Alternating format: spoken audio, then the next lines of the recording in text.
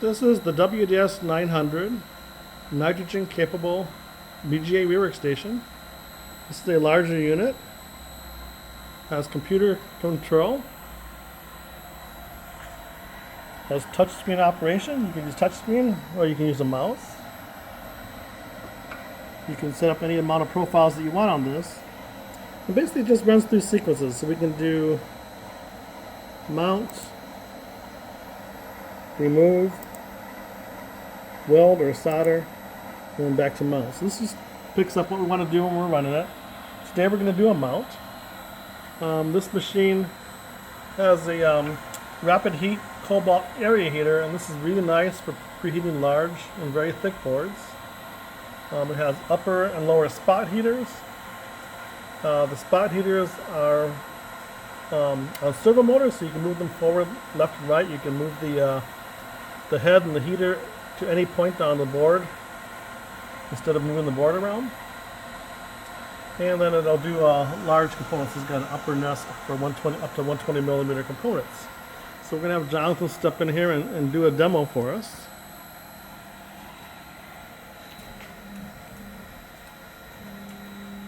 You can see the head moves back and forth, and he's moving the head to our chip location. Initially, the machine has a laser pointer that points to where the chip location is at, so we'll initially move it to the chip location with the laser pointer. And we'll start our steps. We're going to put the BGA in the upper nest.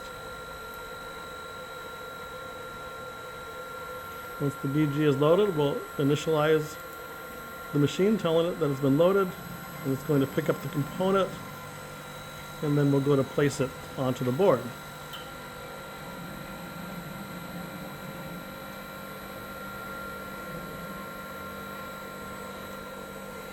The component comes up on the screen here.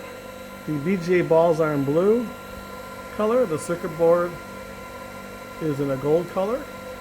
You want to do the zoom in and the zoom out a little bit just so we can see. So just so we'll show you what the zoom in, zoom out functions are.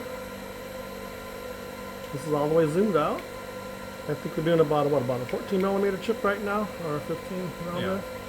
And we can zoom in. So if you have smaller components, it has very high zoom capabilities, and the resolution is very sharp. Okay. So it's 300 times. Oh, that's 300x. Okay. So this will be good for doing fine pitch components.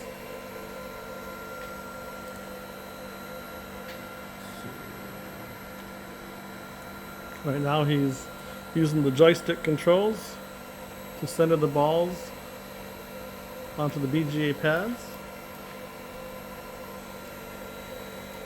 Rotation now.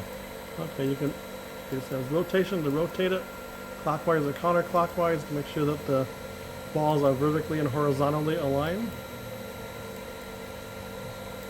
Very fine. Line.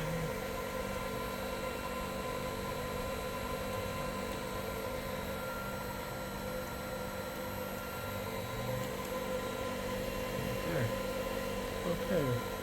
Once aligned, you'll tell the computer that it's ready to go to the next step by pressing this button.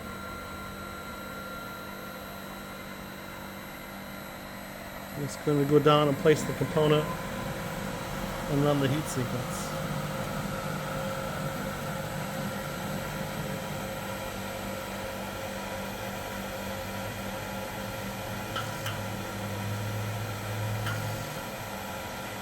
Okay, let's place the component. Now it's going to run the heat. The machine comes with different sized nozzles for the top and the bottom. So you can see our area heater is kicking in there slightly.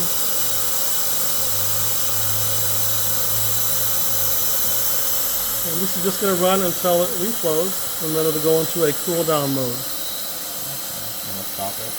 Yeah, we're not going to run the reflow times. We can just stop it right now. So basically, that's how the machine operates. It has 5 external thermocouple inputs for monitoring board and chip temperature. And then we can go over here and just do kind of curve we're using. Oops. Go back to the sort of. the current curve, yeah. So this is our current curve, and right now we're just using a low temp curve. Can we load another curve? Let's load a curve. We're gonna load an active curve here out of the library, So and this is our new profile.